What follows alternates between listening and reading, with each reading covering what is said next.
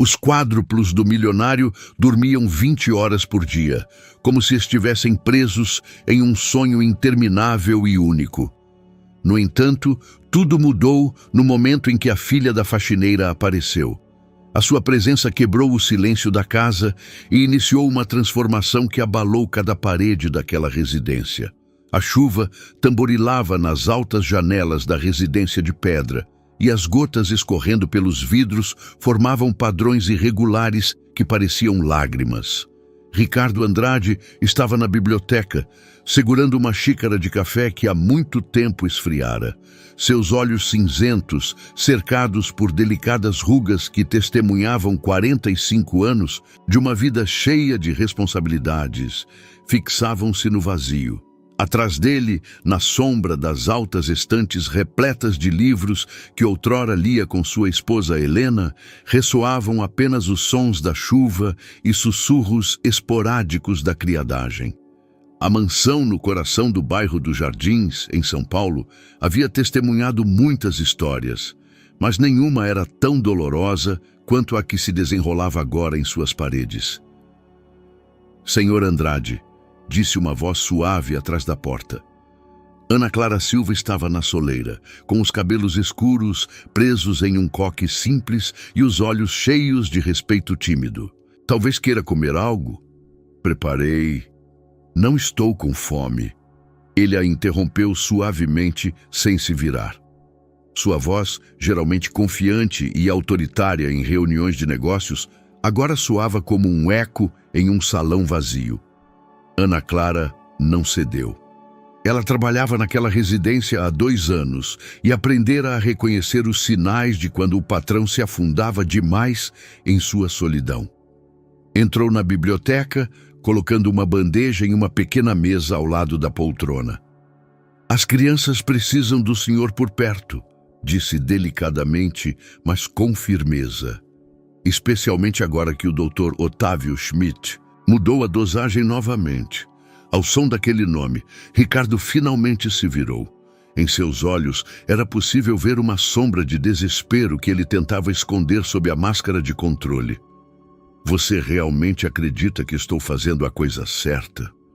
Perguntou ele em voz baixa, e em sua voz havia dúvidas que nunca antes havia revelado a ninguém do pessoal.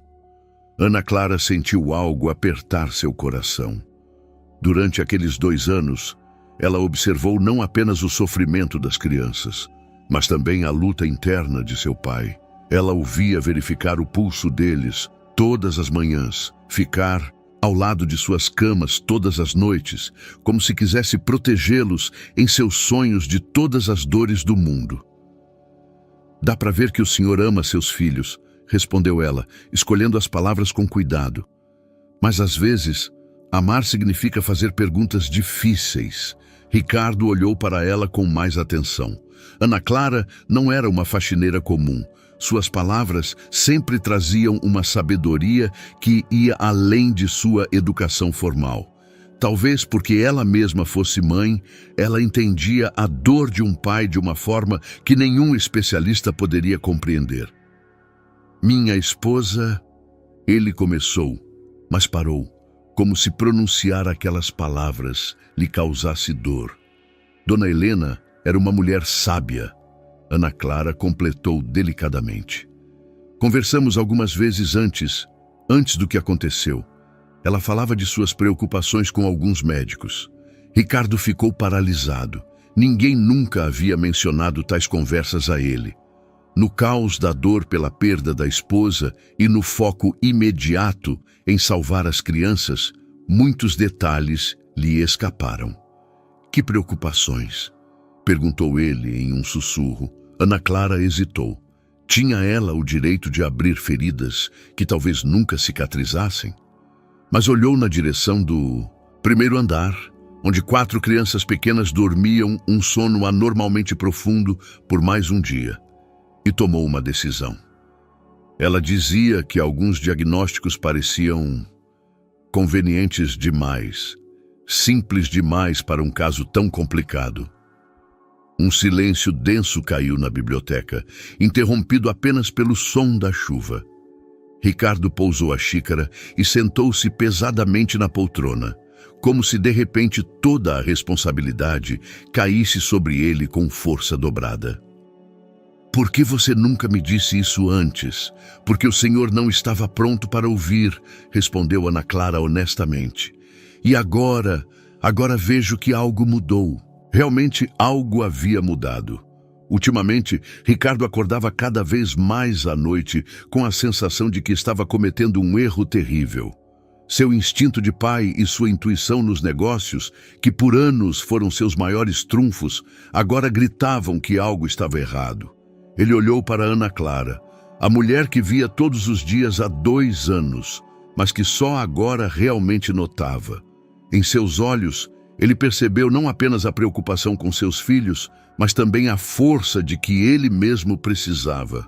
Você pode ficar mais tempo hoje?" perguntou ele. "Gostaria de conversar sobre as crianças." Ana Clara assentiu com a cabeça e uma faísca de esperança brotou em seu coração. Pela primeira vez em muito tempo, Ricardo Andrade estava pronto para ouvir.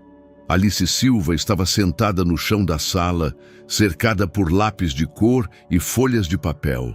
Seus cabelos claros caíam sobre os ombros e a língua ligeiramente para fora, em concentração, revelava sua total imersão no desenho. A menina de 5 anos tinha um dom especial para perceber coisas que escapavam à atenção dos adultos. Na folha de papel surgiu uma cena que poderia parecer comum: 4 crianças deitadas em suas camas. Mas na interpretação de Alice, elas não dormiam tranquilamente. Seus rostos eram tristes e lágrimas azuis escorriam de seus olhos. "Alice, o que você está desenhando, meu amor?" perguntou Ana Clara, entrando na sala após uma longa conversa com Ricardo. "Meninos tristes", respondeu a menina, sem levantar os olhos. "Eles não estão dormindo de verdade, mamãe. Eles estão chorando por dentro." Ana Clara sentiu um arrepio percorrer sua espinha. Sentou-se ao lado da filha no tapete, observando o desenho mais de perto. Alice tinha uma imaginação extraordinária, mas suas observações muitas vezes se mostravam precisas de uma forma que ia além das capacidades de uma criança. "Por que você acha que eles estão tristes?" perguntou delicadamente. Alice largou o lápis e olhou para a mãe com seus grandes e sábios olhos. "Porque ontem um deles abriu os olhos quando pensou que ninguém estava olhando. Ele olhou pela janela e parecia comigo quando sinto falta do papai." O coração de Ana Clara bateu mais forte. Seria possível que sua filha estivesse percebendo algo que os adultos não viam? Por 2 anos, ela observou os 4. Gabriel, Mateus, Antônio e Pedro, e eles sempre pareciam imersos em um sono profundo e tranquilo. Mas seria mesmo verdade? "Quando foi isso?" perguntou ela, tentando manter a calma. "De manhã, quando tinha muito sol. Eu estava sentada aqui desenhando e então ouvi um barulho, como um suspiro. Olhei para cima e vi o Gabriel, aquele com sardas. Ele olhou diretamente para mim." Ana Clara sentiu sua respiração ficar mais rasa. Gabriel realmente tinha sardas no nariz, o que o diferenciava de seus irmãos quádruplos. Se Alice realmente o tinha visto... "O que você o fez então?" Acenei para ele, respondeu a menina naturalmente. E ele também acenou para mim. Muito fraco, mas acenou. Depois fechou os olhos novamente, como se estivesse com medo. Naquela noite, após o jantar, Ana Clara não conseguiu se concentrar em nenhuma de suas atividades diárias. As palavras da filha ecoavam em sua cabeça como um refrão teimoso. Decidiu ficar mais tempo e verificar discretamente os quartos das crianças. A mansão estava silenciosa como sempre àquela hora. Dona Berta, a governanta austera contratada pelo Dr. Otávio Schmidt, já havia se recolhido aos seus aposentos. Ricardo se fechou no escritório, provavelmente analisando documentos de negócios, a única realidade em que ainda se sentia seguro. Ana Clara subiu na ponta dos pés pela ampla escadaria que levava ao primeiro andar. O corredor estava fracamente iluminado por apenas uma luminária, projetando longas sombras nas paredes adornadas com retratos de família. Ela parou diante da porta do quarto das crianças. Pela porta entreaberta, ela vislumbrou 4 pequenos berços dispostos em intervalos iguais. Cada criança jazia imóvel, coberta por um edredom branco até o pescoço. A cena parecia tranquila, quase idílica, mas Ana Clara sentiu uma inquietação que não conseguia nomear. Ela entrou no quarto, tentando não fazer o chão ranger. Aproximou-se primeiro do berço de Gabriel. O menino estava deitado de costas. Sua respiração era profunda e regular. Mas quando Ana Clara se inclinou mais perto, notou algo que antes lhe escapara. Sob as pálpebras da criança, era possível discernir um movimento delicado, como se estivesse sonhando muito intensamente. Ela passou para os outros berços. Mateus, Antônio, Pedro, todos mostravam os mesmos sinais sutis. Não era o sono tranquilo de uma criança, parecia mais como se estivessem lutando contra algo em seus sonhos. De repente, ela ouviu um som baixo, um gemido quase inaudível vindo do berço de Antônio. Ela correu até ele e viu que suas pequenas mãos estavam cerradas em punhos e uma lágrima escorria por suas bochechas. «Antoninho», sussurrou ela delicadamente. O menino se moveu inquieto e seus lábios se mexeram, como se tentasse dizer algo. Ana Clara se inclinou mais perto e ouviu um sussurro quase inaudível. «Mamãe». Lágrimas brotaram em seus olhos. Essas crianças não dormiam tranquilamente. Elas estavam sofrendo. Quando voltou para casa naquela noite, segurando a mão de Alice adormecida, uma determinação desesperada brotava em seu coração. Algo estava muito errado com o tratamento dos quádruplos, e ela era talvez a única pessoa que estava percebendo isso. Mas ela ousaria confrontar as autoridades médicas? Arriscaria seu emprego, que era a única fonte de sustento para ela e Alice? Ela olhou para sua filha, que apesar do cansaço, sorria em seu sono, e tomou uma decisão. Aquelas crianças precisavam de alguém para lutar por elas, e talvez Ricardo Andrade estivesse pronto para ouvir a verdade. O Dr. Otávio Schmidt entrou na residência com sua característica autoconfiança, carregando uma pasta de couro cheia de documentos e frascos de medicamentos. Sua figura alta e esguia e sua elegância prateada causavam impressão, mas em seus olhos havia um frio que Ana Clara sempre sentiu como perturbador. «Senhor Andrade», disse ele, apertando a mão de Ricardo no hall de entrada. «Tenho boas notícias. As últimas pesquisas do laboratório em Belo Horizonte confirmam a eficácia da nossa abordagem. As crianças mostram estabilização de todos os parâmetros neurológicos». Ricardo assentiu, mas em seus olhos era possível ver uma sombra de dúvida que antes não existia. «Há alguma possibilidade de diminuir a dosagem? Gostaria que as crianças estivessem mais alertas, mesmo que por um curto período». O Dr. Otávio Schmidt franziu as sobrancelhas e seu tom ficou mais frio. «Senhor Andrade, conversamos sobre isso várias vezes. Qualquer interrupção do protocolo pode levar a uma recorrência das convulsões. O senhor realmente quer arriscar a saúde de seus filhos por curtos momentos de consciência?» Do primeiro andar, ouviu-se a voz baixa de Dona Berta, que descia as escadas com uma expressão de desaprovação no rosto. «Doutor», disse ela profissionalmente, «aquela faxineira está se comportando estranhamente novamente. Hoje de manhã, eu a encontrei inclinada sobre os berços das crianças, como se estivesse tentando acordá-las.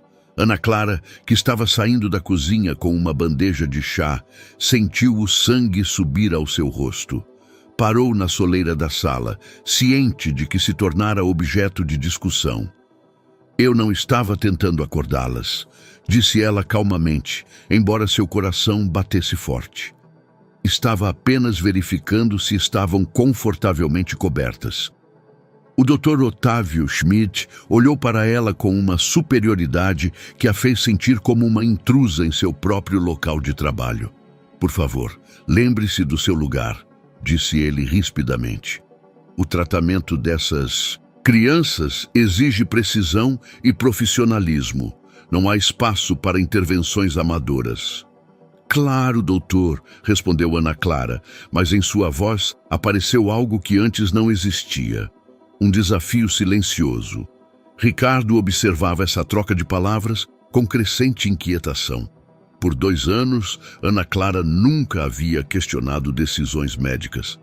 Se agora o fazia, devia ter um motivo. Algo a preocupa, Ana Clara? Perguntou ele, ignorando o olhar de advertência do Dr. Otávio Schmidt. Ana Clara hesitou. Aquele era o momento da verdade. Ela poderia se esconder atrás de frases seguras e manter o status quo, ou arriscar tudo em nome das crianças que, tinha certeza, precisavam de ajuda. Ontem à noite, começou ela suavemente, Antônio chorou enquanto dormia. E Alice, minha filha, viu Gabriel abrir os olhos e olhar pela janela. O silêncio que se seguiu foi denso como xarope. O Dr. Otávio Schmidt apertou os lábios e Dona Berta balançou a cabeça com uma expressão de desprezo. Isso é impossível, disse o doutor. As crianças estão sob constante observação de monitores. Qualquer despertar teria sido registrado. Talvez os monitores não registrem tudo, replicou Ana Clara, e sua voz ficava cada vez mais firme. Talvez essas crianças não precisem de tanta medicação. Talvez possamos tentar outra abordagem. O Dr. Otávio Schmidt levantou-se abruptamente e seus olhos brilharam de raiva. Senhor Andrade, não permitirei que pessoal não qualificado questione meus métodos de tratamento. Essa mulher não tem ideia de neurologia pediátrica. Mas Ricardo não estava mais olhando para o doutor.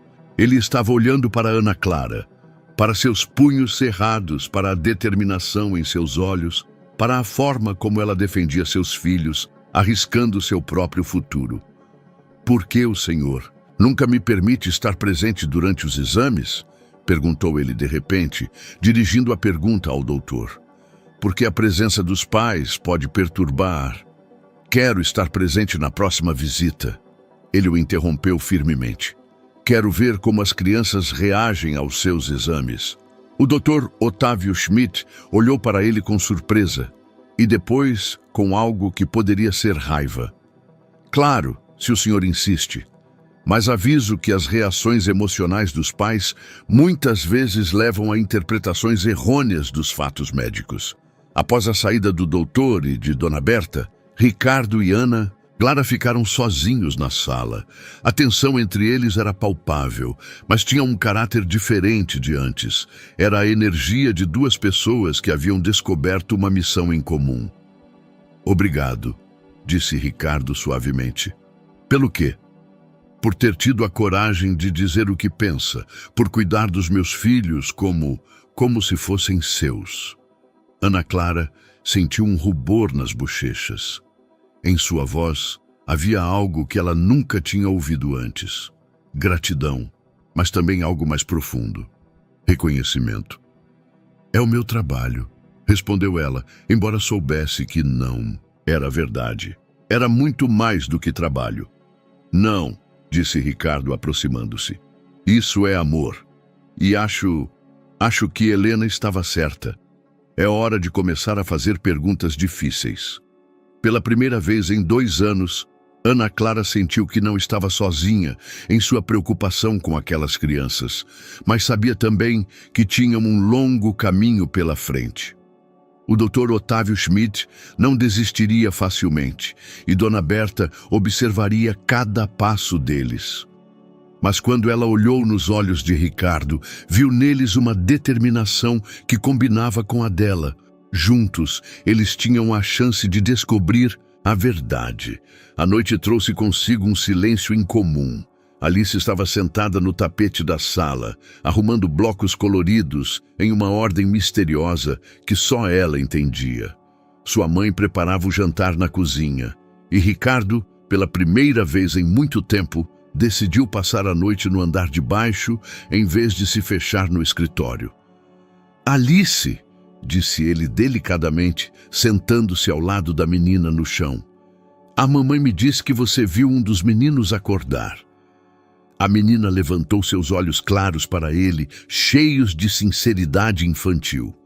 "O senhor não acredita?"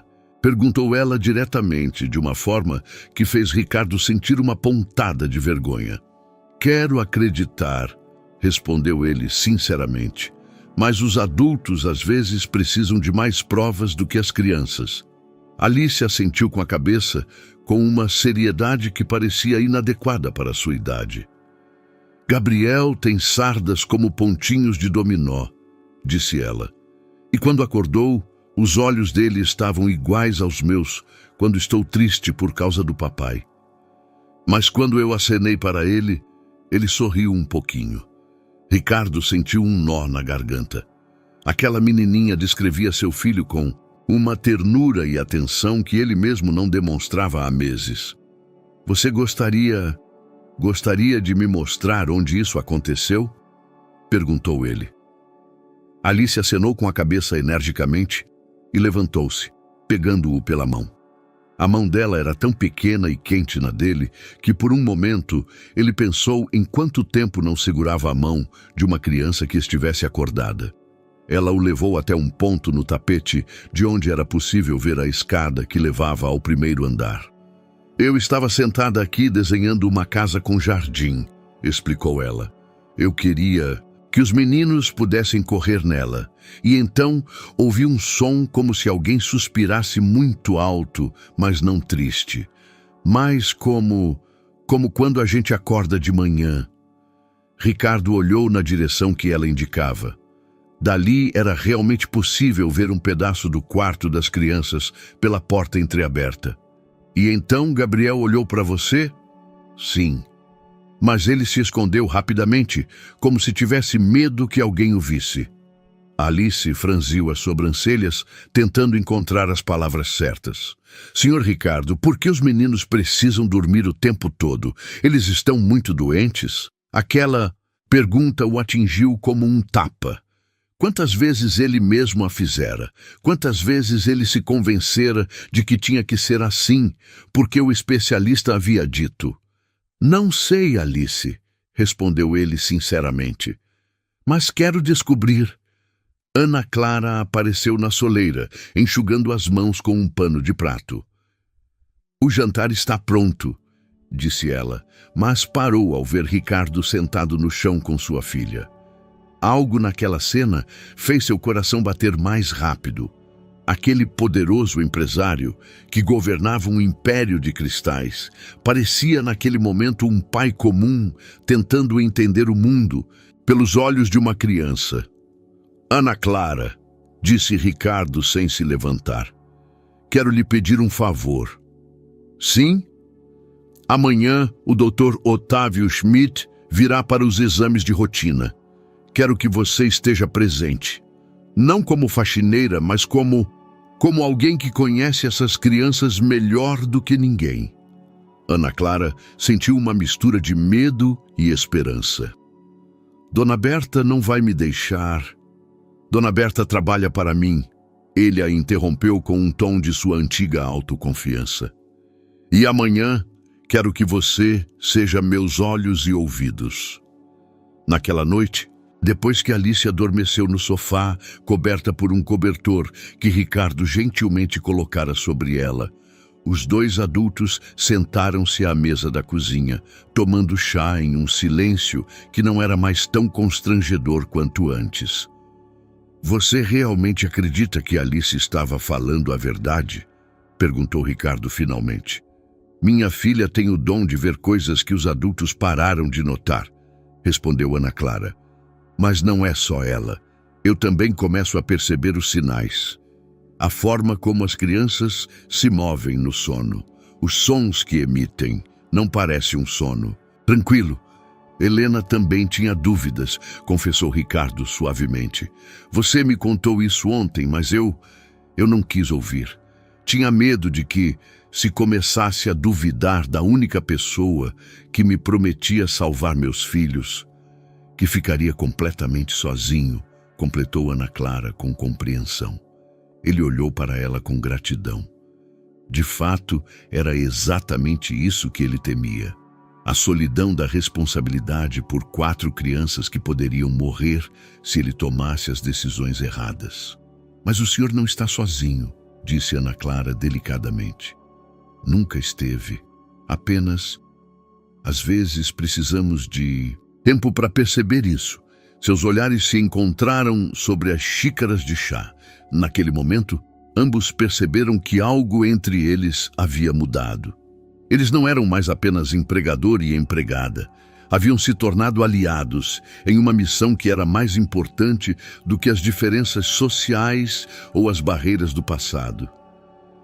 Amanhã pode ser difícil, disse Ricardo. Eu sei, respondeu Ana Clara, mas estou pronta. Ele olhou para Alice adormecida, depois para a escada que levava ao quarto de seus filhos e, finalmente, para a mulher sentada à sua frente. A mulher que, em 2 dias, virou sua vida de cabeça para baixo, forçando-o a fazer perguntas que ele temia fazer. Pela primeira vez desde a morte de Helena, Ricardo Andrade não se sentia impotente. Na manhã seguinte, a atmosfera na residência estava eletrizada. Dona Berta se movia pela casa com irritação evidente, lançando olhares acusadores na direção de Ana Clara, que preparava o café da manhã com uma precisão incomum, como se cada movimento devesse ser perfeito.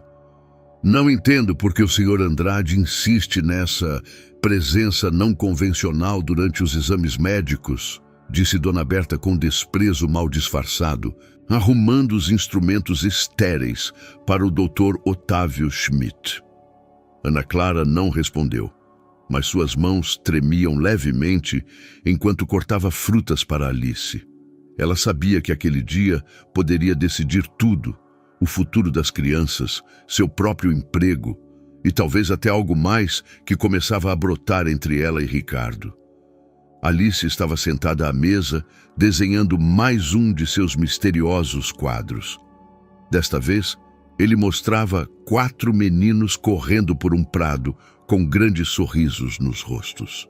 É para os meninos tristes, explicou ela, entregando o desenho à mãe. Para que saibam como ficarão quando estiverem felizes. O coração de Ana Clara apertou, mas ao mesmo tempo encheu-se de orgulho pela sabedoria de sua filha. Às 9 da manhã, o Dr. Otávio Schmidt chegou pontualmente, como sempre. Sua elegante jaqueta e seu passo firme causavam impressão. Mas Ana Clara notou algo que antes não percebera, a tensão ao redor de seus olhos, como se ele também sentisse a incerteza daquele dia. Senhor Andrade, disse ele, apertando a mão de Ricardo. Fico feliz que tenha decidido observar os exames de hoje. Isso o ajudará a entender melhor o progresso do tratamento. Ricardo assentiu, mas seu olhar era atento, vigilante de uma forma que o doutor nunca havia visto nele antes. Podemos começar? Perguntou Ricardo. Gostaria também que Ana Clara estivesse presente. O doutor Otávio Schmidt franziu as sobrancelhas. Isso é realmente necessário? A presença de pessoal não especializado pode... É minha decisão. Ele o interrompeu com uma autoridade que não tolerava oposição. Eles subiram ao primeiro andar em uma procissão incomum. O doutor com sua pasta, Dona Berta carregando os utensílios estéreis, Ricardo com a tensão estampada no rosto e Ana Clara, cujo coração batia tão forte que ela temia que todos ouvissem. O quarto das crianças estava na penumbra.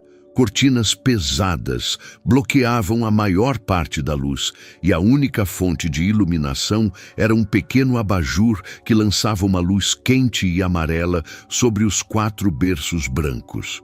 Os 4 meninos estavam imóveis, respirando ritmicamente, mas Ana Clara, que já conhecia seus sinais sutis, imediatamente percebeu indícios que antes lhe haviam escapado. Delicados movimentos dos globos oculares sob as pálpebras, leves contrações das mãos, suspiros quase inaudíveis. O Dr. Otávio Schmidt aproximou-se do primeiro berço, de Gabriel, e iniciou o procedimento de rotina. Verificou o pulso, examinou a reação das pupilas à luz da lanterna, anotando os resultados em seu caderno. Todos os parâmetros normais, murmurou para si mesmo. Gabriel mostra uma resposta neurológica estável, mas Ana Clara via algo diferente. Quando o doutor tocou a testa do menino, Gabriel franziu ligeiramente as sobrancelhas, como se tentasse se livrar daquele toque. E quando a luz da lanterna atingiu seus olhos, por uma fração de segundo, ele olhou diretamente para Ana Clara com uma expressão que a fez sentir um arrepio. Doutor, disse ela suavemente. O senhor notou que Gabriel reage à luz? É uma reação pupilar natural, respondeu o doutor rapidamente, sem levantar os olhos. Nada incomum, mas Ricardo também viu. Viu como seu filho, por um momento, deixou de ser um paciente insensível e se tornou uma criança que tentava se comunicar. Eles passaram para os outros berços. Mateus, Antônio, Pedro, cada um mostrava os mesmos sinais sutis de consciência que o doutor ignorava ou interpretava como reações fisiológicas normais. Foi ao lado do berço de Antônio que algo inesperado aconteceu. Enquanto o doutor verificava seu pulso, o menino, de repente, quase inaudível, mas claramente sussurrou: "Mamãe." O silêncio que se seguiu no quarto era denso como xarope. O doutor Otávio Schmidt parou no meio do movimento. Dona Berta deixou cair o estetoscópio e Ricardo sentiu as lágrimas brotarem em seus olhos. "O que foi isso?" perguntou ele, aproximando-se do berço do filho. "Às vezes ocorrem vocalizações involuntárias", respondeu o Dr. Otávio Schmidt rapidamente, mas em sua voz havia notas de incerteza. "Isso não significa comunicação consciente." "Antoninho?" sussurrou Ricardo, inclinando-se sobre o filho. "Filhinho, você me ouve?" Por um momento nada aconteceu. Então, lentamente, Antônio abriu as pálpebras e olhou para o pai com olhos cheios de tristeza, mas também de reconhecimento. "Papai", sussurrou ele tão baixo que, em outras circunstâncias, poderia ser confundido com o som do vento. Ricardo caiu de joelhos ao lado do berço, pegando a pequena mão do filho em suas próprias mãos. "Você está aqui, não está? O tempo todo você esteve aqui." Ana Clara sentiu as lágrimas escorrerem por suas bochechas, mas ao mesmo tempo percebeu algo que a congelou. O Dr. Otávio Schmidt pegou em sua pasta e preparava uma seringa com algum medicamento. "O que o senhor está fazendo?" perguntou ela bruscamente. "O menino está agitado. Preciso estabilizar seu estado neurológico", respondeu ele, mas suas mãos tremiam. "Não!" gritou Ricardo, levantando-se abruptamente. "Não permitirei que o senhor o coloque para dormir novamente." "Senhor Andrade, isso é necessário para a segurança dele." "Para a segurança dele ou para a sua?" interrompeu-o Ana Clara, ficando entre o doutor e o berço. "Por que o senhor faz isso? Por que mantém essas crianças em tal tormento?" O doutor Otávio Schmidt empalideceu. Em seus olhos brilhou algo que poderia ser pânico, mas também algo muito pior, a consciência de que havia sido desmascarado. "Vocês não compreendem a complexidade deste caso." "Compreendemos perfeitamente", disse Ricardo com uma calma gélida. "E agora quero que o senhor saia da minha casa, imediatamente." O Dr. Otávio Schmidt saiu da residência acompanhado por Dona Berta, mas não sem uma ameaça. Suas últimas palavras soaram como uma sentença. "Senhor Andrade, sem o tratamento adequado, essas crianças podem sofrer danos neurológicos irreversíveis."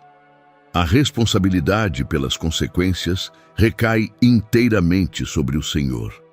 Quando a porta se fechou atrás deles, um silêncio caiu na casa, que era ao mesmo tempo um alívio e o início de um novo medo. Antônio fechou os olhos novamente, mas sua respiração estava mais calma, e em seu rosto não havia mais vestígios de sofrimento. Ricardo sentou-se ao lado do berço do filho, segurando sua pequena mão. Lágrimas escorriam por suas bochechas que ele não tentou esconder. Quanto tempo eles sofreram assim? Perguntou ele sem levantar os olhos. Ana Clara parou ao lado dele, colocando a mão em seu ombro em um gesto que transcendia todas as barreiras sociais. O senhor não sabia, não podia saber, disse ela delicadamente. O senhor confiou em um especialista que prometeu salvar seus filhos. Mas você sabia. Ele olhou para ela com uma mistura de gratidão e dor. Você e Alice viram a verdade. Às vezes, o que vemos com o coração é mais importante do que o que os documentos nos dizem, respondeu ela, e sua voz tremia de emoção. As horas seguintes foram como entrar em território desconhecido. Sem os medicamentos administrados pelo Dr. Otávio Schmidt, as crianças começaram a mostrar sinais de despertar gradual. Gabriel foi o primeiro a abrir os olhos por mais tempo, olhando ao redor do quarto com uma expressão de extrema desorientação. "Papai?" sussurrou ele incerto, como se a palavra exigisse um enorme esforço dele. Ricardo correu para seu berço, soluçando de alívio. "Sim, filhinho, eu estou aqui. O papai está aqui." Alice, que foi acordada pelas vozes, parou na soleira do quarto. Gabriel anotou e sorriu pela primeira vez. "A gente se conhece?" perguntou ele timidamente. "Eu sou a Alice", respondeu a menina, aproximando-se. "Eu fiz desenhos para você e seus irmãos." Ela lhe mostrou o desenho dos 4 meninos brincando no prado. Gabriel pegou-o nas mãos e o observou por um longo tempo. "Somos nós?" perguntou ele. "São vocês quando estiverem felizes", respondeu Alice com uma sabedoria que ultrapassava sua idade. Mas a alegria foi breve. À tarde, Ricardo recebeu um telefonema que mudou tudo. "Senhor Andrade", disse uma voz familiar na linha, a de seu advogado de família. "Tenho notícias muito preocupantes para o senhor. O Dr. Otávio Schmidt apresentou uma denúncia ao Conselho Tutelar, alegando que o senhor está colocando seus filhos em perigo ao recusar-lhes o tratamento médico necessário." Ricardo sentiu o chão sumir sob seus pés. O que isso significa? Amanhã de manhã, a doutora Regina Costa, do Conselho Tutelar, juntamente com um representante do Serviço Social, virá à sua casa para avaliar a situação. No pior cenário, eles podem decidir pela remoção temporária das crianças até que o caso seja esclarecido. O telefone caiu da mão de Ricardo. Ana Clara, que ouviu a conversa, empalideceu como uma parede. Eles não podem tirar as crianças agora quando estão acordando", sussurrou ela. "Podem", respondeu Ricardo com lágrimas nos olhos. "Eles têm todo o direito se considerarem que sou um pai irresponsável." Naquela noite, ambos sentaram-se na biblioteca, cercados por documentos jurídicos que Ricardo tentava analisar. Alice dormia no sofá, exausta pelas emoções do dia, e no andar de cima, os 4 meninos lutavam para retornar à consciência. Um processo que era ao mesmo tempo um milagre e um tormento. "Há mais uma coisa", disse Ricardo finalmente, tirando uma pasta de uma gaveta. "Há algum tempo eu tinha dúvidas, então contratei um detetive particular para investigar o passado do Dr. Otávio Schmidt. Ele abriu a pasta, revelando documentos e fotos. 3 anos atrás, na Alemanha, ele conduziu pesquisas semelhantes. Os pais de uma das crianças apresentaram uma queixa, alegando que ele usava o filho deles como cobaia para uma terapia não comprovada. O caso foi arquivado por falta de provas, mas o doutor teve que deixar o país. Ana Clara sentiu náuseas. Isso significa que nossos filhos foram parte de um experimento, completou Ricardo com amargura. E nós estávamos tão desesperados para ajudá-los que acreditamos em todas as mentiras. Mas agora sabemos a verdade, disse Ana Clara com uma determinação que a surpreendeu. E não permitiremos que as crianças voltem a esse pesadelo.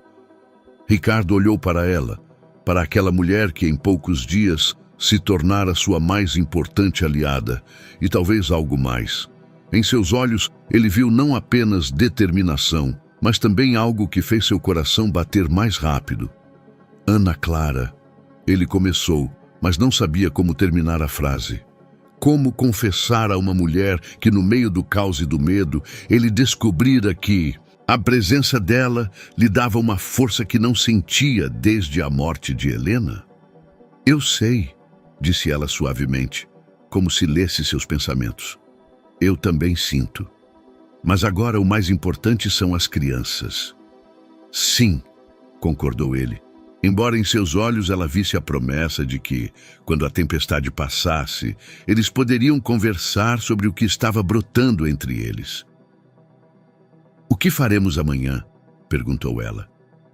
Ricardo olhou para os documentos, depois para sua filha dormindo no sofá e finalmente para Ana Clara. Lutaremos, disse ele com uma determinação que o lembrava de seu antigo eu, um homem que nunca desistia sem lutar.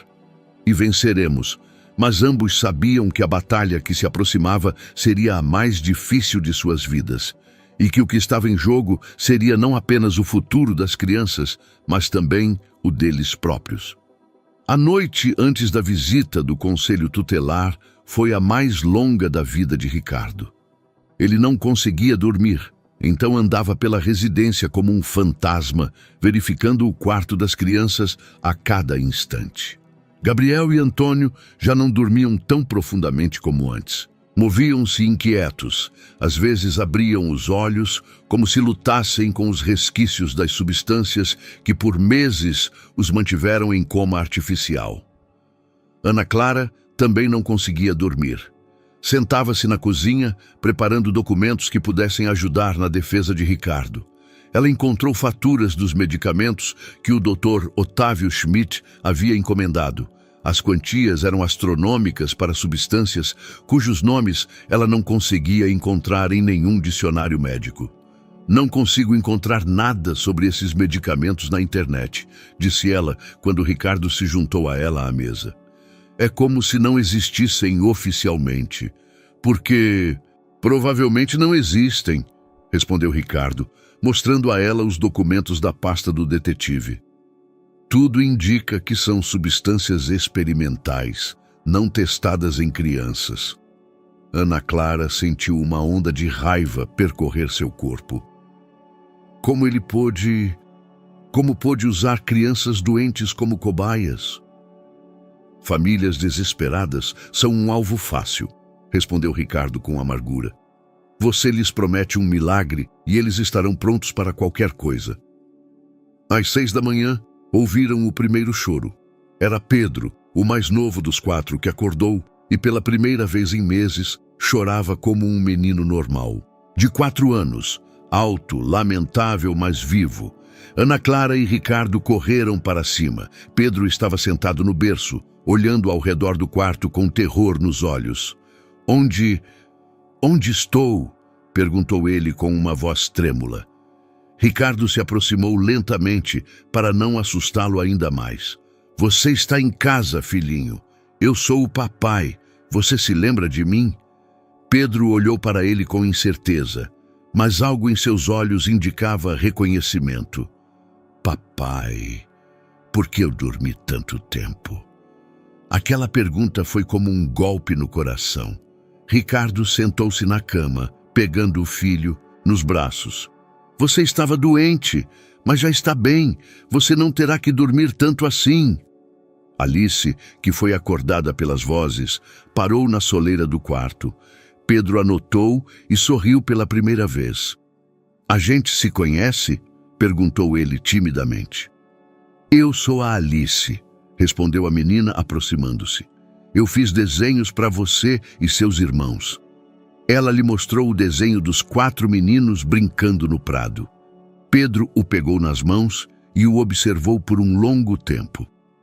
Somos nós? Perguntou ele. São vocês quando estiverem felizes, respondeu Alice com uma sabedoria que ultrapassava sua idade. Às 9 da manhã, quando Pedro já estava tomando café da manhã, sob o olhar atento de Ana Clara, e os outros 3 também começavam a mostrar sinais de despertar, a campainha tocou.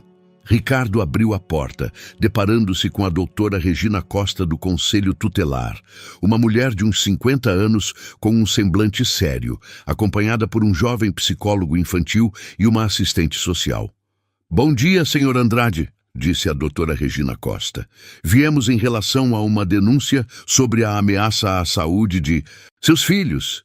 Entendo, respondeu Ricardo, deixando-os entrar. Por favor, gostaria de mostrar-lhes algo. Ele os conduziu à sala, onde Pedro estava sentado no tapete com Alice, construindo uma torre de blocos. O menino levantou o olhar e acenou timidamente para os visitantes. Bom dia, disse ele baixinho. A doutora Regina Costa parou estupefata. O doutor Otávio Schmidt nos informou que as crianças estavam em estado de coma farmacológico. Estavam, interrompeu Ricardo. Até que ontem descobri que o chamado tratamento era, na verdade, um experimento médico conduzido sem o meu conhecimento. Ele tirou uma pasta com os documentos coletados pelo detetive e as faturas dos medicamentos que oficialmente não existiam.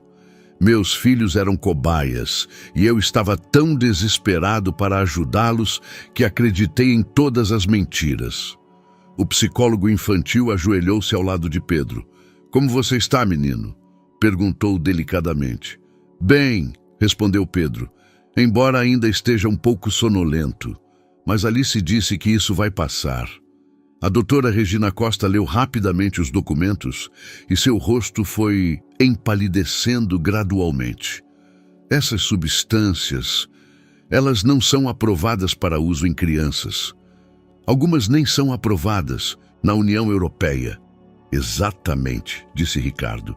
E o Dr. Otávio Schmidt me ameaçou de tirar as crianças quando me recusei a continuar com este experimento. Nesse momento, vozes vieram de cima. Gabriel, Mateus e Antônio também haviam acordado. Papai! Gritou Gabriel. Pedro, onde você está? Pedro levantou-se e correu para a escada. Eu estou aqui! Você está acordado! A doutora Regina Costa observava a cena com crescente espanto. Aquelas eram crianças normais, saudáveis, que simplesmente estavam acordando de um coma induzido farmacologicamente. Preciso conversar com o Dr. Otávio Schmidt, disse ela. Finalmente. Não há essa possibilidade, disse Ana Clara, entrando na sala com uma bandeja de chá. Ontem à noite apresentamos uma queixa à polícia. O Dr. Otávio Schmidt foi detido para averiguações. A doutora Regina Costa olhou para ela surpresa. Quem é a senhora? Sou Ana Clara Silva, mãe de Alice e... A pessoa que primeiro notou que algo não estava bem com essas crianças, respondeu com dignidade. Foi a senhora quem me levou a fazer as perguntas certas, acrescentou Ricardo, e em sua voz havia gratidão, mas também algo mais. Doutora Regina Costa olhou para eles com atenção, percebendo algo que não esperava ver naquela casa. Não caos e negligência, mas uma família que lutava por si mesma. Senhor Andrade, disse ela finalmente, com base no que vejo aqui, não há motivos para tirar seus filhos do Senhor, mas terei que apresentar um relatório sobre as ações do Dr. Otávio Schmidt. O que ele fazia é um crime. Ricardo sentiu um enorme peso cair de seu coração, mas sabia que era apenas o começo de um longo caminho para a recuperação total da saúde de seus filhos. Obrigado, disse ele baixinho, e seu olhar se dirigiu a Ana Clara, que estava ao lado com lágrimas de alívio nos olhos. Após a saída da doutora Regina Costa, um silêncio se instalou na casa. Mas não era um silêncio de fim, e sim de começo. Os 4 meninos lentamente voltavam à vida e os 2 adultos começavam a entender que durante essa luta pelas crianças haviam encontrado um ao outro. Uma semana após a visita do Conselho Tutelar, a residência dos Andrade havia mudado irreconhecivelmente. As crianças que antes dormiam 20 horas por dia, agora enchiam a casa com os sons de uma infância normal. Risos, choros, brincadeiras barulhentas e perguntas intermináveis. Ana Clara passava cada vez mais tempo na casa, oficialmente ajudando a cuidar dos meninos que despertavam. Mas a realidade era muito mais complicada. Sua presença tornou-se necessária não apenas para as crianças, mas também para Ricardo, que durante aquele período difícil encontrava nela um apoio que não tinha desde a morte de sua esposa Helena. "Mamãe, a gente vai morar aqui para sempre?", perguntou Alice certa noite, enquanto se preparava para dormir em um dos quartos de hóspedes. "Não sei, meu amor", respondeu Ana Clara honestamente, acariciando os cabelos da filha. "O senhor Ricardo precisa de ajuda com os meninos agora, e nós queremos ajudá-los." "Eu gosto de estar aqui", confessou Alice. "Os meninos são como meus irmãos, e o senhor Ricardo é triste, mas bom." Essas palavras fizeram o coração de Ana Clara bater mais rápido. Sua filha, com a simplicidade típica das crianças, expressou o que ela mesma não ousava admitir, que eles estavam começando a se sentir em casa ali. Naquela mesma noite, Ricardo não conseguiu dormir. Saiu do quarto e desceu lentamente para a biblioteca, onde muitas vezes passava suas insônias. Para sua surpresa, encontrou Ana Clara lá, sentada na poltrona perto da lareira com um livro nas mãos. "Não consegue dormir?", perguntou ele suavemente para não acordar as crianças. "Muitos pensamentos na cabeça", respondeu ela, fechando o livro. "E o senhor?" "O mesmo", sentou-se na poltrona em frente a ela. Pela primeira vez estavam sozinhos, sem assuntos urgentes relacionados às crianças, sem uma crise que exigisse ação imediata. "Ana Clara", ele começou incerto, "gostaria de lhe agradecer por algo." "Não há de quê." "Assim", ele a interrompeu. "Não apenas por ter salvado meus filhos, mas por ter me devolvido a fé em mim mesmo como pai." Ana Clara sentiu um rubor nas bochechas. Na luz da lareira, Ricardo parecia diferente do habitual, menos um poderoso empresário, mais um homem que havia passado pelo inferno e saído dele transformado. "O senhor sempre foi um bom pai", disse ela delicadamente. "Só que às vezes o amor nos faz perder o discernimento. Minha esposa, Helena, com certeza gostaria de... Você, disse ele de repente, e em sua voz ressoou uma nuance que Ana Clara nunca havia ouvido antes. "Por que o senhor pensa assim?" Porque ela tinha uma sabedoria parecida. Ela sabia ver o cerne das coisas quando eu me afundava nos detalhes. E acho que ela ficaria feliz em saber que alguém como você cuida de nossos filhos. O silêncio que se seguiu entre eles era cálido, mas preenchido com palavras não ditas. Ambos sentiam que algo mais do que gratidão e amizade estava acontecendo entre eles, mas nenhum sabia como nomeá-lo. "Ricardo", disse ela suavemente, usando o nome dele pela primeira vez. "O que vai acontecer quando as crianças estiverem completamente saudáveis? Quando não precisarem de uma atenção tão intensa?" Aquela pergunta pairava entre eles como uma ponte que podia ser atravessada ou queimada. "Não sei", respondeu ele sinceramente, "mas sei que não consigo mais imaginar esta casa sem você e Alice." Seus olhares se encontraram à luz da lareira, e no ar pairava uma tensão que não tinha nada a ver com crise ou medo pelas crianças. Era algo completamente novo, frágil e belo, mas antes que qualquer um deles pudesse dizer mais alguma coisa, ouviu-se um choro vindo do andar de cima. Mateus estava tendo pesadelos, um efeito colateral comum da retirada dos medicamentos. Eu vou até ele, disse Ana Clara, levantando-se rapidamente. Eu vou com você, respondeu Ricardo. Juntos, subiram as escadas para o quarto das crianças. Mateus estava sentado no berço, chorando e chamando pela mãe. Ricardo o pegou nos braços, embalando-o delicadamente. Está tudo bem, filhinho. O papai está aqui. Sonhei que tinha que dormir o tempo todo de novo, sussurrou Mateus entre as lágrimas, e não conseguia acordar para ficar com vocês.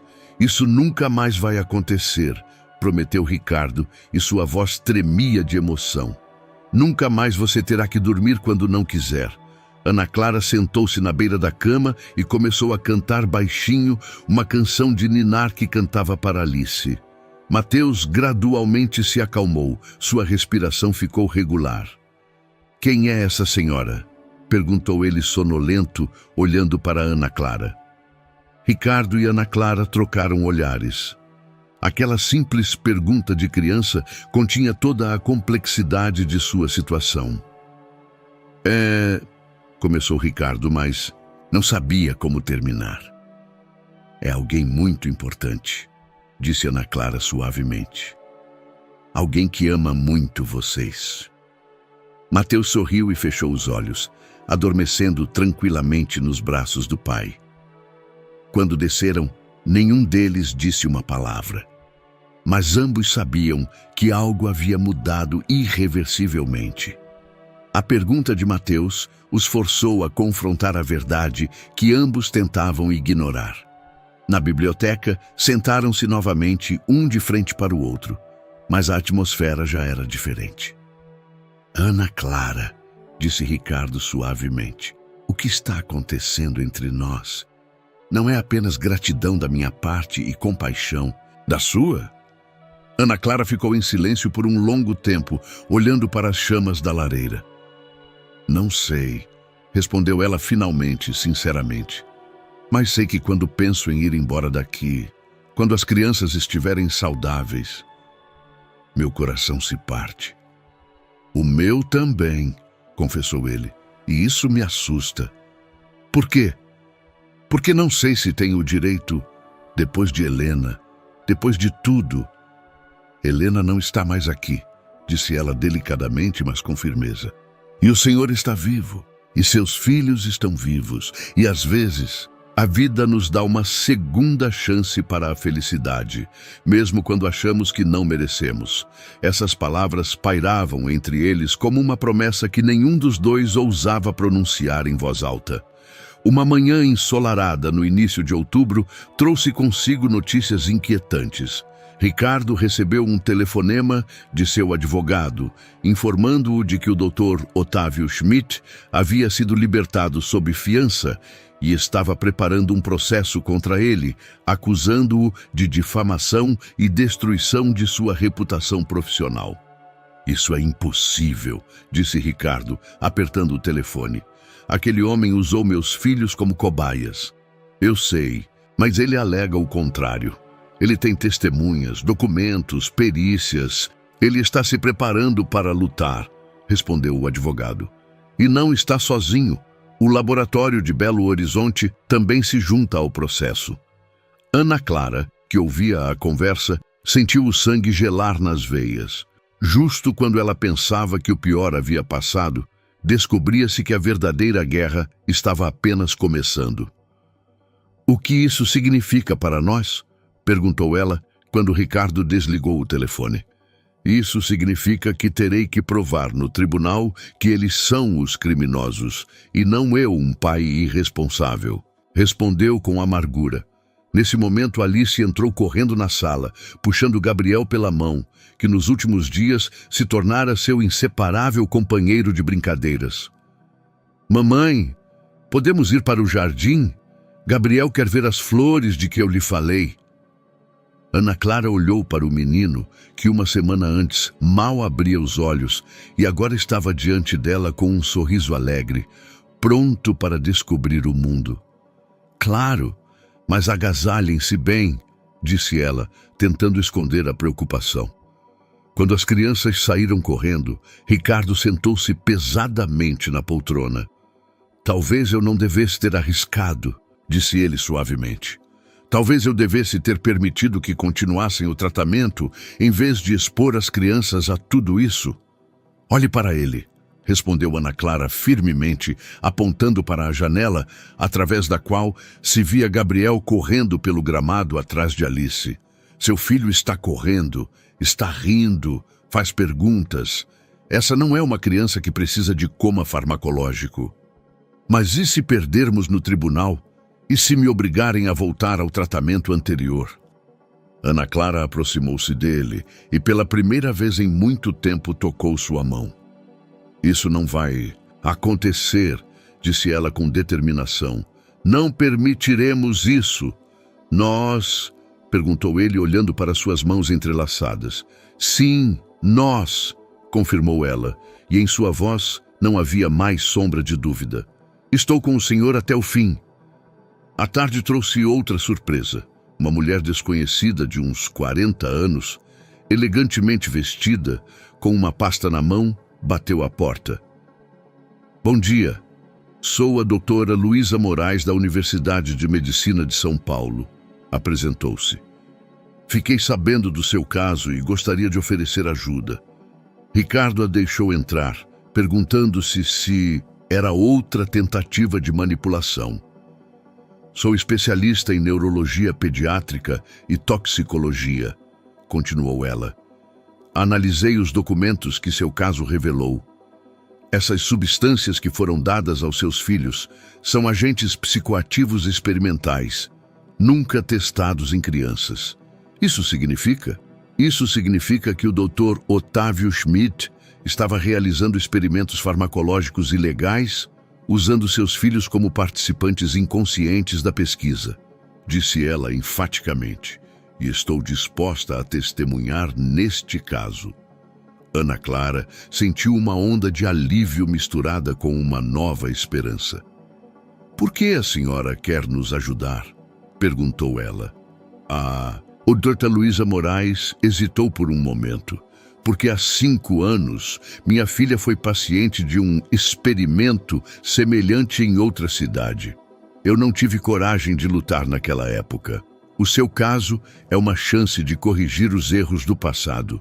Naquela noite, enquanto as crianças dormiam tranquilamente em suas camas e Alice abraçava um ursinho de pelúcia, Ricardo e Ana Clara sentavam-se na cozinha, planejando a estratégia para o próximo julgamento. Você percebe que se ficar comigo nesta luta, isso pode afetar sua vida? Perguntou Ricardo. A mídia nos seguirá. Os advogados farão perguntas desagradáveis. Percebo, respondeu ela sem hesitação.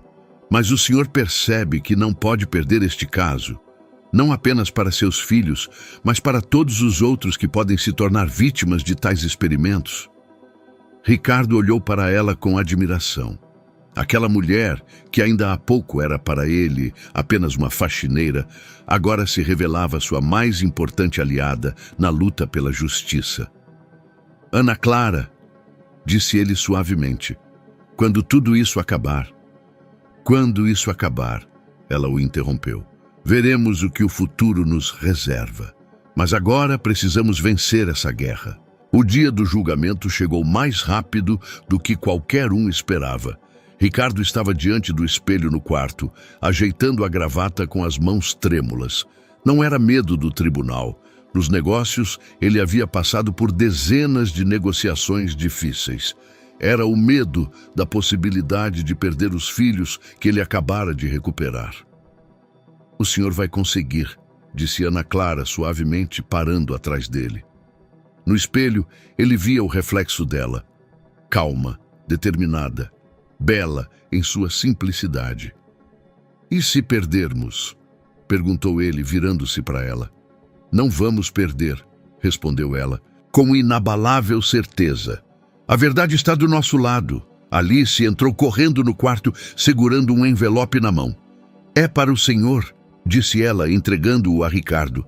Os meninos desenharam isso junto comigo. Ricardo abriu o envelope e tirou o desenho. Mostrava ele mesmo em frente a um grande prédio, rodeado por 5 crianças de mãos dadas. Acima deles, o sol brilhava, e na parte de baixo, com caligrafia infantil, estava escrito: Nosso papai é um herói. Lágrimas brotaram em seus olhos. Obrigado, sussurrou ele, ajoelhando-se ao lado de Alice. Este é o presente mais bonito que já recebi. No tribunal, a atmosfera estava tensa como uma corda de violino. O Dr. Otávio Schmidt sentava-se do outro lado da sala, elegante e confiante, rodeado por sua equipe de advogados. Seu olhar encontrou o de Ricardo por um momento e desprezo brilhou em seus olhos. Senhor juiz, começou o principal advogado do Dr. Otávio Schmidt. Meu cliente, por 2 anos, conduziu um tratamento neuroprotetor inovador em crianças que sofriam de uma forma rara de epilepsia. O senhor Andrade, em vez de ser grato por ter a vida de seus filhos salva, iniciou uma campanha de calúnias contra um especialista proeminente. Ricardo sentiu a raiva crescer em seu peito. Aquelas palavras soavam convincentes, profissionais, mas eram uma mentira. Quando chegou a vez de seu advogado, a sala se encheu de uma energia diferente. Senhor juiz, disse o advogado de Ricardo, apresentarei a vocês documentos que comprovam que os filhos do senhor Andrade foram vítimas de experimentos médicos ilegais. Essas substâncias, ele ergueu a fatura, não são aprovadas para uso em crianças. Algumas nem são aprovadas na União Europeia. A doutora Luísa Moraes foi chamada como testemunha especialista. Com base na análise dos documentos médicos e na observação do estado atual das crianças, disse ela firmemente, posso afirmar que elas foram submetidas à ação de fortes agentes psicoativos que induziam um coma artificial. Não há nenhuma documentação médica que justifique tal procedimento.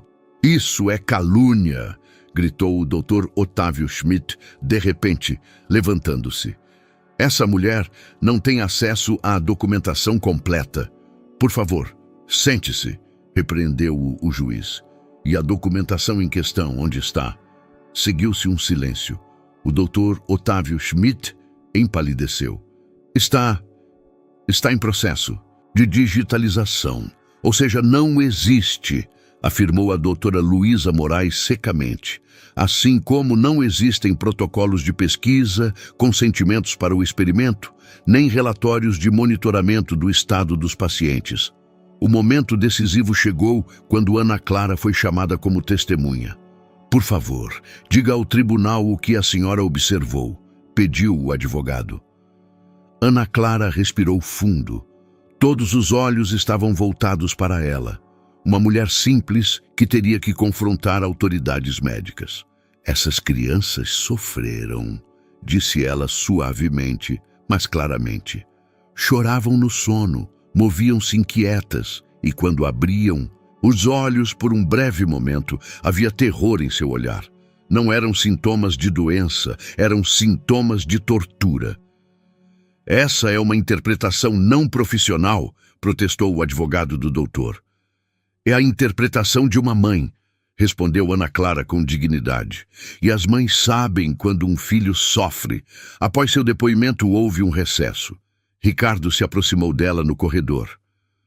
Você foi incrível, disse ele, pegando suas mãos nas dele. Eu apenas disse a verdade, respondeu ela. Como o senhor me ensinou, como eu a ensinei, que às vezes o mais importante é ter a coragem de fazer perguntas difíceis, mesmo quando todos dizem que estamos errados. Eles se olharam por um longo momento. No corredor do tribunal, cercados por advogados e jornalistas, eles finalmente disseram um ao outro sem palavras, o que ambos sabiam há semanas. Depois de tudo isso, sussurrou Ricardo, teremos que conversar seriamente. Teremos, concordou Ana Clara, e suas bochechas coraram delicadamente. Mas primeiro eles tinham que vencer essa batalha, pelas crianças, pela verdade e pelo futuro deles. A sentença do tribunal veio 3 semanas depois. Ricardo Andrade foi completamente inocentado das acusações, e o Dr. Otávio Schmidt, juntamente com o Laboratório de Belo Horizonte, foram condenados por conduzir experimentos médicos ilegais. A mídia saudou o caso como o escândalo da década na medicina brasileira. Mas a vitória no tribunal foi apenas o começo do verdadeiro desafio, a reconstrução da vida familiar e a busca de respostas para as perguntas que ambos, Ricardo e Ana Clara, faziam a si mesmos há semanas. Ricardo estava no jardim, atrás da residência, observando os 4 filhos brincando com Alice. As crianças já estavam quase totalmente saudáveis. Riam, corriam, às vezes choravam por motivos banais, como meninos normais de 4 anos, mas as marcas do passado ainda eram visíveis. Pedro ainda acordava às vezes à noite, gritando que não queria dormir. Gabriel tinha pesadelos nos quais não conseguia se mover. Antônio se abraçava ao pai mais do que os outros, como se tivesse medo de perdê-lo novamente. "No que o senhor está pensando?" perguntou Ana Clara, aproximando-se dele com 2 xícaras de chá. "Em quanto tempo isso levará para eles?" respondeu ele, pegando a xícara dela. "O esquecimento, a confiança de que nunca mais... As crianças são mais fortes do que pensamos", disse ela delicadamente. "Mas o senhor também passou pelo inferno e o senhor também precisa de tempo." Ricardo olhou para ela com atenção.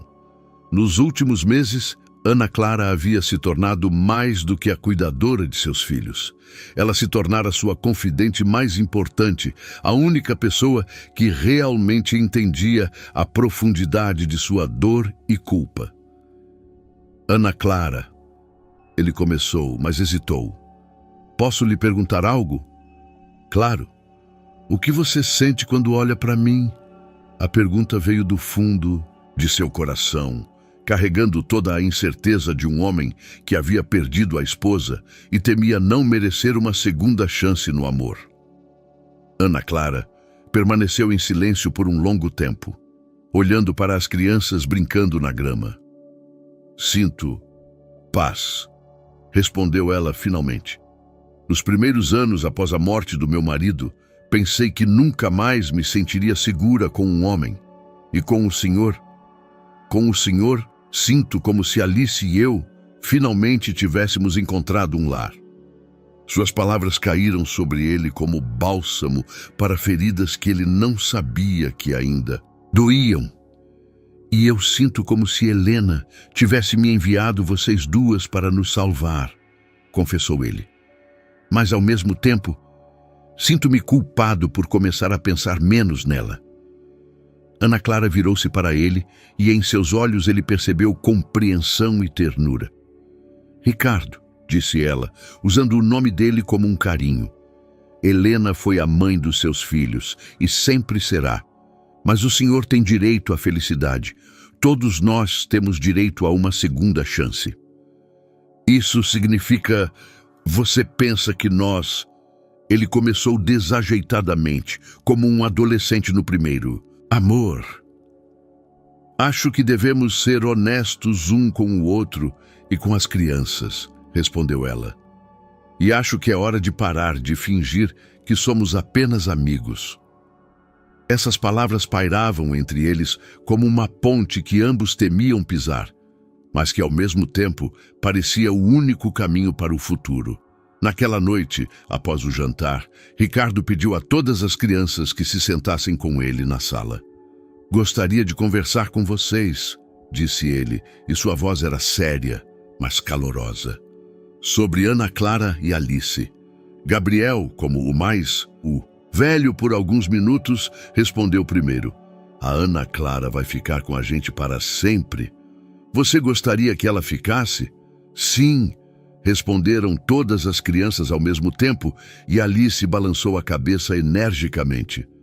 "Ana Clara é boa", acrescentou Pedro. E Alice também é boa. Eu gosto quando estamos todos juntos. E o que vocês diriam se eu dissesse que talvez Ana Clara pudesse ser não apenas nossa amiga, mas alguém mais próxima da nossa família? Antônio, que sempre foi o mais direto, perguntou abertamente: a Ana Clara vai ser nossa nova mamãe? Aquela pergunta fez o coração de Ricardo bater mais rápido, mas ele olhou nos olhos de cada criança e viu neles não medo ou ressentimento, mas esperança. Isso depende de vocês, respondeu ele sinceramente, e da Ana Clara. Mas se todos vocês ficassem felizes, eu ficaria feliz, disse Alice suavemente, porque aí eu nunca mais teria que ir embora daqui. E eu ficaria feliz porque a Ana Clara faz os melhores bolinhos, acrescentou Mateus, provocando o riso em todos. Ricardo sentiu um grande peso cair de seu coração. Seus filhos, que haviam passado por tanto sofrimento, estavam prontos para abrir seus corações para um novo amor. Ana Clara, que ouvia aquela conversa da cozinha, enxugou as lágrimas dos olhos. Pela primeira vez em muito tempo, ela sentiu que o futuro poderia ser belo. Quando as crianças foram dormir, Ricardo a encontrou sentada à mesa da cozinha, tomando chá. "Você ouviu?" perguntou ele. "Ouvi", respondeu ela com emoção. "O senhor tem filhos maravilhosos." "Temos", corrigiu ele delicadamente, sentando-se ao lado dela. "Temos filhos maravilhosos." E pela primeira vez desde a morte de Helena, Ricardo Andrade se permitiu acreditar que a felicidade era possível. A primavera chegou ao Rio de Janeiro com uma suavidade incomum. Os jardins ao redor da residência dos Andrade explodiram em cores. Tulipas, narcisos e os primeiros botões de lilás preenchiam o espaço com os aromas de uma nova vida. Era simbólico, pois a casa também se transformava em algo completamente novo. Ricardo parou na soleira da biblioteca, segurando uma caixa de cartas.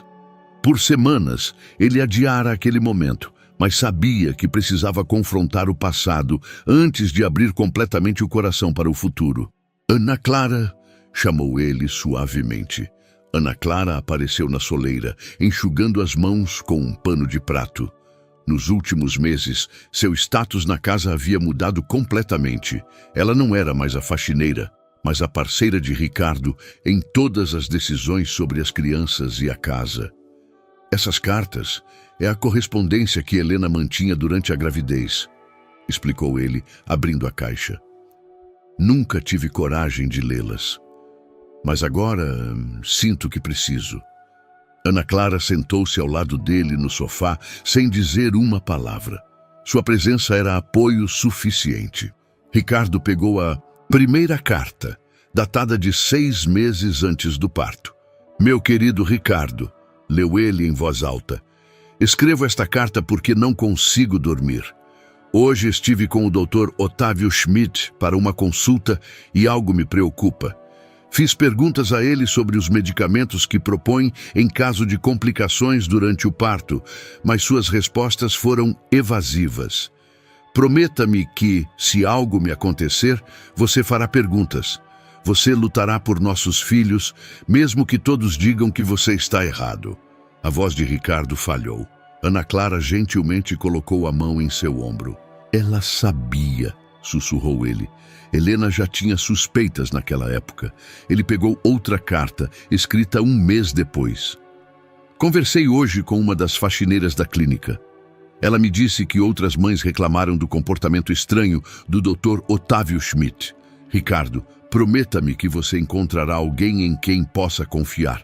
Alguém que tenha a coragem de lhe dizer a verdade, mesmo que seja dolorosa." Ana Clara sentiu um arrepio. Aquelas palavras soavam como uma profecia. Acho que Helena sabia que eu te encontraria", disse Ricardo, olhando para Ana Clara com algo que era mais do que gratidão. "Acho que não foi por acaso. A última carta era datada de 1 semana antes do parto. Meu mais querido, se você está lendo estas palavras, significa que não consegui ficar. Mas não fique triste por muito tempo. Nossos filhos precisarão de um pai que ame a vida, não um pai mergulhado em luto. Encontre alguém que o ame tão intensamente quanto eu o amo. Alguém que ame nossos filhos como se fossem seus. Você merece ser amado, Ricardo. Sempre mereceu. O silêncio que se seguiu àquelas palavras estava cheio de lágrimas, mas também de uma estranha paz. Como se Helena lhes tivesse dado uma bênção do além. É como se ela nos tivesse apresentado um ao outro, sussurrou Ana Clara, enxugando as lágrimas dos olhos. E talvez tenha sido isso mesmo, respondeu Ricardo, pousando a carta e pegando suas mãos nas suas. Ana Clara, durante esses meses, fui me apaixonando por você gradualmente, mas ainda me sentia culpado. Agora sei que Helena teria desejado isso. Eu também me apaixonei por você, confessou Ana Clara, pronunciando aquelas palavras em voz alta pela primeira vez. Mas tinha medo de que fosse apenas gratidão, circunstâncias. Não são circunstâncias, ele a interrompeu, inclinando-se mais perto. Isso é amor. Amor verdadeiro, profundo. Os lábios deles se encontraram em um beijo que era ao mesmo tempo o fim de uma história e o começo de outra. Um beijo cheio de promessa, esperança e respeito pelo passado. Quando se separaram, ouviram as vozes das crianças brincando no jardim. Alice ria de algo que Pedro havia dito, e os outros meninos os acompanhavam com sua felicidade infantil. Ana Clara, disse Ricardo, levantando-se e ajoelhando-se diante dela com uma caixinha que tirou do bolso. Sei que isso pode parecer rápido demais, mas a vida me ensinou que não devemos desperdiçar tempo com a felicidade. Você se casa comigo? Ana Clara olhou para o anel. Simples, elegante, bonito em sua modéstia. E depois, para o homem que se ajoelhava diante dela. O homem que havia passado pelo inferno para salvar seus filhos. O homem que havia aprendido a amar novamente. Sim, respondeu ela, e sua voz tremia de emoção. Claro que sim. Quando Ricardo colocou o anel em seu dedo, pela janela ouviram o grito alegre de Alice. Mamãe, senhor Ricardo, venham rápido! Os meninos aprenderam a fazer cambalhotas na grama. Eles correram para o jardim, onde os 4 meninos tentavam imitar os truques de ginástica de Alice. Estavam risonhos, sujos de grama, completamente normais. Isso significa que seremos uma família de verdade? Perguntou Gabriel, notando o anel no dedo de Ana Clara. Isso significa, respondeu Ricardo, abraçando Ana Clara e Alice, que já somos uma família de verdade. E quando todas as crianças correram para eles com gritos alegres, Ricardo soube que Helena estava sorrindo em algum lugar, orgulhosa da família que ela ajudara a criar. A manhã de junho, no dia do casamento, trouxe consigo uma garoa suave que, em vez de estragar o clima, adicionou um charme especial à cerimônia. Ricardo estava em frente ao espelho em seu apartamento, ajeitando a gravata borboleta pela 10ª vez, embora já estivesse perfeitamente colocada. Papai, o senhor está pronto? Perguntou Gabriel, entrando correndo no quarto em seu pequeno terno. Os 4 meninos seriam os pajens do pai, e seu entusiasmo era contagiante. Pronto, respondeu Ricardo, mas sua voz traía um nervosismo.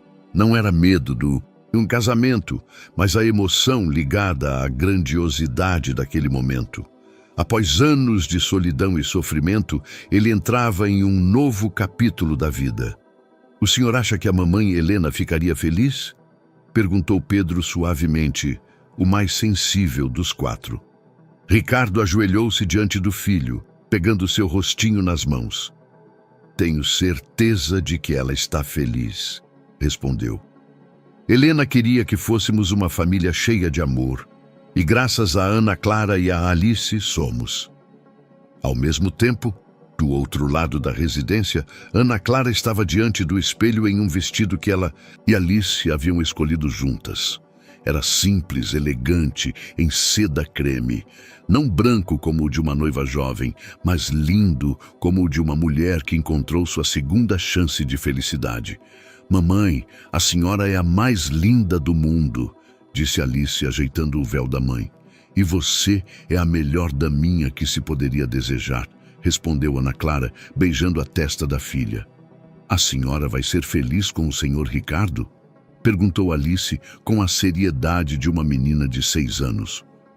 "Já sou feliz", respondeu Ana Clara sinceramente. "Desde o primeiro dia em que ele me permitiu ficar com todos vocês. A cerimônia aconteceu no jardim da residência, entre lilazes e rosas florescendo. Os convidados eram poucos. Família próxima, alguns amigos, a doutora Luísa Moraes, que se tornou seu apoio nos momentos mais difíceis, e o advogado que os ajudou a vencer o caso no tribunal. Mas o mais importante eram as crianças. 5 pequenas criaturas que estavam na primeira fila, observando seus pais fazerem seus votos de amor. "Ana Clara", disse Ricardo, segurando as mãos dela, "prometo a você não apenas ser um marido fiel, mas também ser grato todos os dias por ter me ensinado a ouvir o coração, por ter me mostrado como lutar pelo que é mais importante, por ter me dado a força para ser o pai que meus filhos merecem." Ana Clara enxugou uma lágrima que escorria por sua bochecha. "Ricardo", respondeu ela com a voz embargada pela emoção, "prometo a você ser sua parceira em cada desafio, mãe de todos os nossos filhos e a mulher que nunca deixará de acreditar na força do nosso amor. Prometo proteger esta família como você nos protege a todos." Quando o padre pronunciou as palavras "podem se beijar", os gritos de alegria das crianças abafaram tudo o mais. Gabriel, Pedro, Antônio e Mateus e Alice correram para o casal recém-casado com tanto entusiasmo que a cerimônia se transformou em um abraço coletivo cheio de risadas e lágrimas de alegria. "Agora somos uma família de verdade", gritava Pedro. E as outras crianças o acompanhavam com gritos alegres. À noite, quando os convidados já haviam ido para casa e as crianças dormiam exaustas pelas emoções do dia, Ricardo e Ana Clara sentavam-se no jardim sob o céu estrelado, de mãos dadas. "Você alguma vez pensou que acabaria assim?", perguntou Ricardo, olhando para as estrelas. "Nunca", respondeu Ana Clara sinceramente.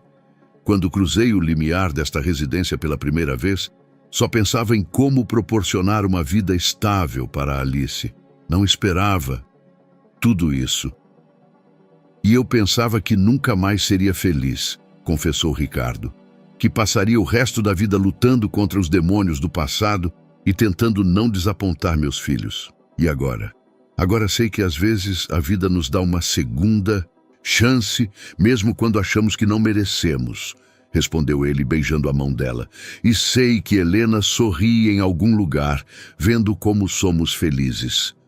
De repente, ouviram o leve barulho de passos. Alice e Gabriel desceram as escadas de pijama e com os cabelos bagunçados. "Não conseguimos dormir", explicou Alice.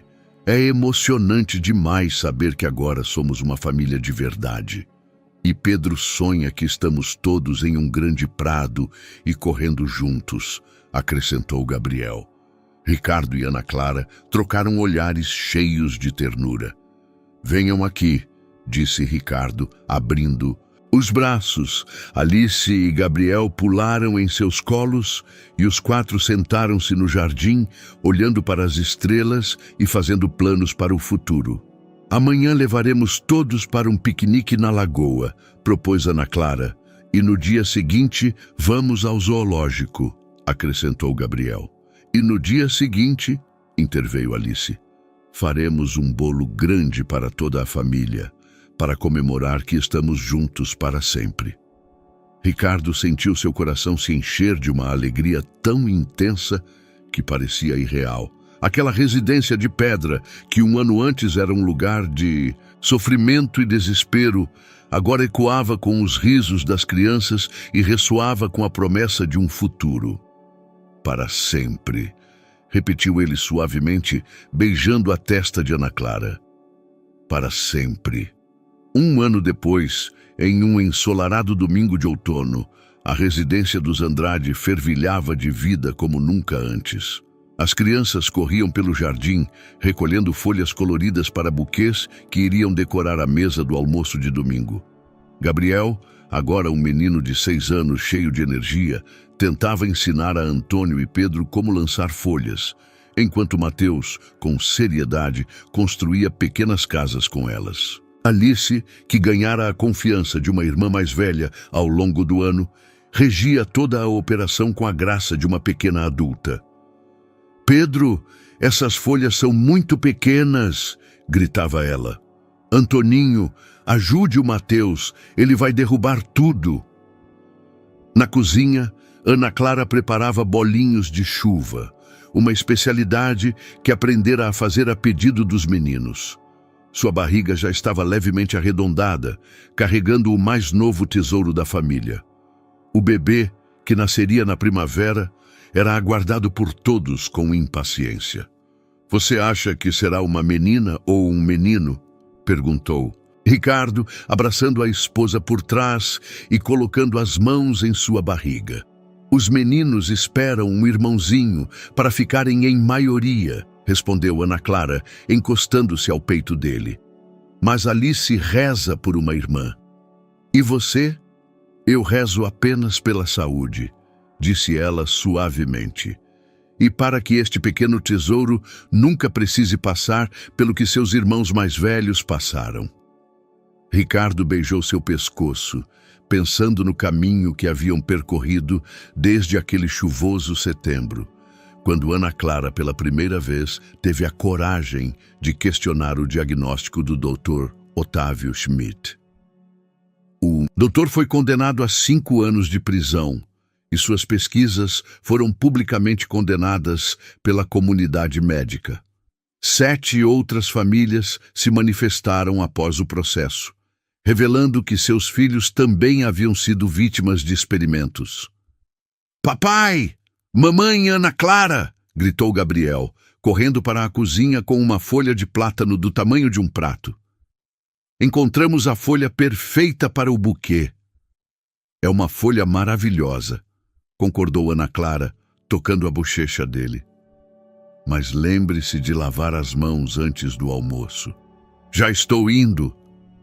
Gabriel correu de volta para o jardim, gritando para os irmãos. «A mamãe disse que minha folha é perfeita!» Ana Clara sorriu, observando-o.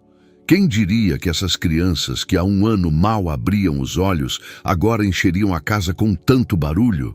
«O barulho mais lindo do mundo», respondeu Ricardo, e em sua voz ressoava gratidão por cada grito, cada riso, cada choro, por todos os sons de uma infância normal. Após o almoço, enquanto as crianças assistiam a um desenho animado na sala, Ricardo e Ana Clara sentavam-se na biblioteca, folheando um álbum de fotos do último ano.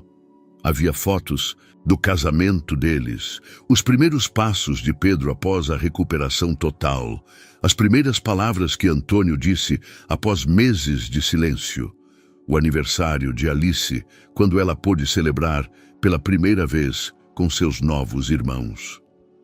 Esta foto, Ana Clara apontou para uma fotografia que mostrava todas as crianças dormindo em uma grande cama após uma noite de filmes. É a minha favorita. Por quê? Porque mostra quem realmente somos. Não uma família perfeita de revista, mas uma família de verdade, que passou por dificuldades e dela saiu mais forte. Ricardo pousou o álbum e pegou a mão dela. Às vezes penso no que teria acontecido se naquele dia você não tivesse tido a coragem de me dizer a verdade sobre as crianças. E às vezes eu penso no que teria acontecido se o senhor não tivesse tido a coragem de me ouvir, respondeu ela. Mas isso já não importa, estamos aqui, agora, todos juntos. Da sala veio o riso das crianças e a voz de Alice. Mamãe, papai, venham! Os meninos estão tentando aprender a dançar como no desenho. Eles saíram da biblioteca e viram as 5 crianças tentando imitar as danças do filme animado. Pedro girava até cair tonto, Mateus pulava em uma perna só e Antônio marchava no ritmo da música. Gabriel tentava ensinar a Alice um passo complicado. "Querem que eu lhes mostre como se faz?" perguntou Ricardo, aproximando-se do grupo. "Sim!" gritaram as crianças em coro. Ricardo pegou a mão de Ana Clara e eles começaram a dançar uma valsa lenta, ignorando a música rápida que vinha da televisão. As crianças estavam em um círculo ao redor deles, batendo palmas e rindo. "Não combina com a música", protestou Pedro. "Não é verdade", respondeu Ricardo, girando Ana Clara. "Combina com a música dos nossos corações." "Ah, o papai é romântico", riu Alice, e as outras crianças a acompanharam com risadas. Quando a música cessou, Ana Clara abraçou o marido, olhando para seus 5 filhos que ainda riam de sua dança à moda antiga. "Somos felizes", sussurrou ela, e em sua voz havia espanto, como se ainda não pudesse acreditar no que sua vida se tornara. "Somos felizes", concordou Ricardo, olhando para a residência que seus filhos herdariam. Mas aquela não era mais uma vila de pedra cheia de segredos sombrios e sofrimento. Era um lar cheio de amor, risadas e esperança. Um lar onde cada canto contava uma história de como o amor pode transformar até o maior desespero em alegria. Um lar onde os vitrais ainda projetavam 4 raios coloridos no chão da sala. Mas agora eram raios de luz, não de prisão. Um lar onde 5 crianças cresceriam, sabendo que estavam seguras, amadas e livres. Quando Ana Clara e Ricardo colocaram as crianças para dormir à noite, cada uma delas recebeu um beijo de boa noite e ouviu as mesmas palavras: "Durma bem. Amanhã será mais um lindo dia da nossa família." E quando as luzes se apagaram e a casa mergulhou na tranquilidade, as estrelas sobre o Rio de Janeiro brilhavam sobre a família, que encontrou seu final feliz. Não um final como em um conto de fadas, onde todos viveram felizes para sempre, mas um final verdadeiro, cheio de esperança para um futuro em que o amor vence o medo, e a família é mais forte quando construída na verdade e no respeito mútuo. E nesse silêncio, nessa paz, o espírito de Helena Andrade sorria para seus filhos, sabendo que eles haviam encontrado exatamente o amor que ela desejava para eles. Espero sinceramente que tenha gostado da história de hoje. Inscreva-se no canal para continuar acompanhando conteúdos semelhantes. Deixe seu like e escreva nos comentários o que achou. Até o próximo vídeo.